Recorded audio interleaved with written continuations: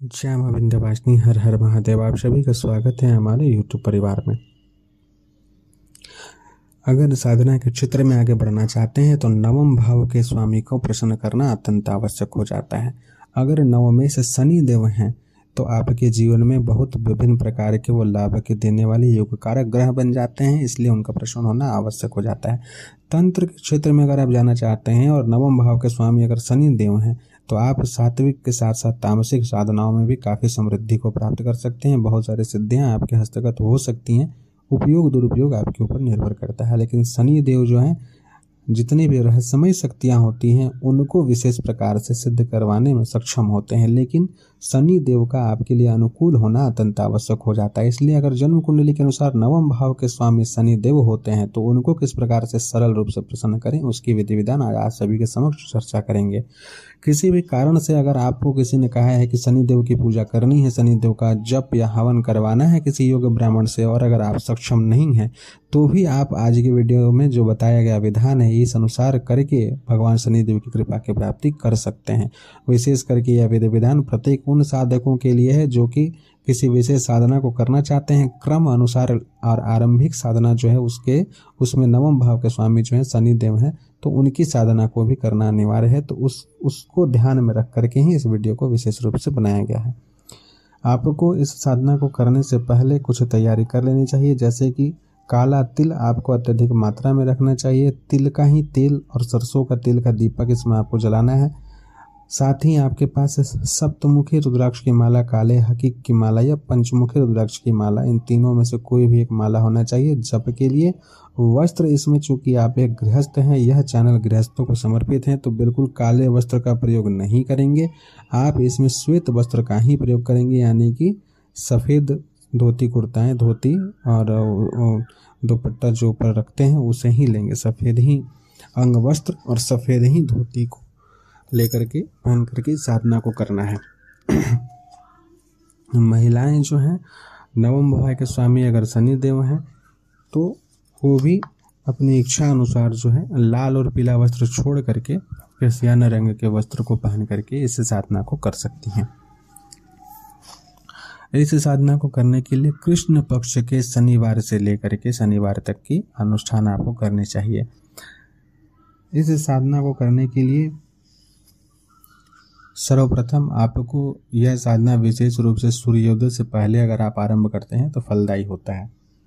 सूर्य देव की उपस्थिति में शनि देव से संबंधित साधनाओं को करने से उसका प्रभाव आधा हो जाता है। इसलिए यह आवश्यक है कि जब तक सूर्योदय ना हो उससे पहले ही इस साधना को आरंभ कर दें।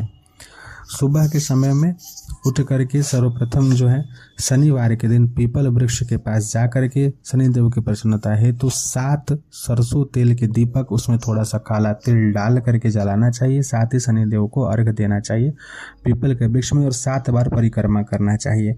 उसके पश्चात घर आकर के अपने आसन पर बैठ करके आरंभिक क्रियाओं को करके तत्पश्चात पावित्री इत्यादि को धारण करके उत्तर की ओर अथवा पूर्व की ओर मुख करके शनि देव के मंत्रों का जप करना चाहिए। इसमें 7 दिन में 11,000 जप कम से कम कर लेना चाहिए, यानी कि शनिवार से शुरू करके अगले शुक्रवार तक में जो है 7 दिन होता है, उसमें आपको 11,000 जप पूर्ण कर लेना है।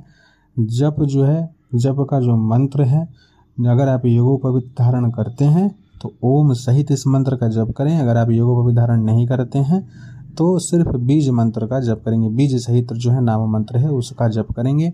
महिलाओं को बिना ओम के ही इस मंत्र का जप करना चाहिए, इससे यह मंत्र उनके लिए शुभ फल को प्रदान करने वाला और अनेकों अनेक लाभ और ऐश्वर्य को देने वाला हो जाता है। इस साधना को पूर्ण करने के पश्चात अंतिम दिन यानी कि 8वें दिन जो है हवन करना चाहिए। हवन करने के लिए सर्वश्रेष्ठ होता है कि समी वृक्ष की समिधा यानी कि लकड़ी का प्रयोग करते हैं तो नवग्रह लकड़ी के साथ अत्यधिक मात्रा में समी वृक्ष की लकड़ी का जो है प्रयोग करें। हवन के लिए गाय के गोबर से बने हुए उपलों का प्रयोग करें। हवन की आरंभिक विधि इसी चैनल पर बताई गई है, उसमें बताए गए सभी आरंभिक मंत्रों को लिख लें। पुरुष जो है घी की आहुति जो है दे सकते हैं आरंभ में। महिलाएं जो है हवन सामग्री से ही आहुति देंगी। हवन सामग्री में अत्यधिक मात्रा में काली तिल का प्रयोग करेंगे। हवन सामग्री में मुख्य रूप से जो है जितनी भी चीज़ मिलाई जाती है उसके सिवाय काला तिल अत्यधिक मात्रा में रहेगा। हवन करने के लिए जो मंत्र रहेगा, जो जिस मंत्र का जप किया है उसी से हवन करना है। लेकिन यह ध्यान रखना है विशेष रूप से कि जो लोग ओम लगा करके मंत्र का जप किए हैं वो बिना नमः बोले स्वाहा करेंगे, यानी ओम सम शनैश्चराय स्वाहा, इस प्रकार से आहुति होगी। और जो लोग बिना ओम लगाए सम शनैश्चराय नमः का जप किए हैं वो नमः के साथ स्वाहा यानी कि आहुति देंगे। इस प्रकार से आहुति देना है। 1100 जप किए हैं तो 11 माला की आहुति होगी और 110 बार तर्पण होगा, 11 बार मार्जन होगा।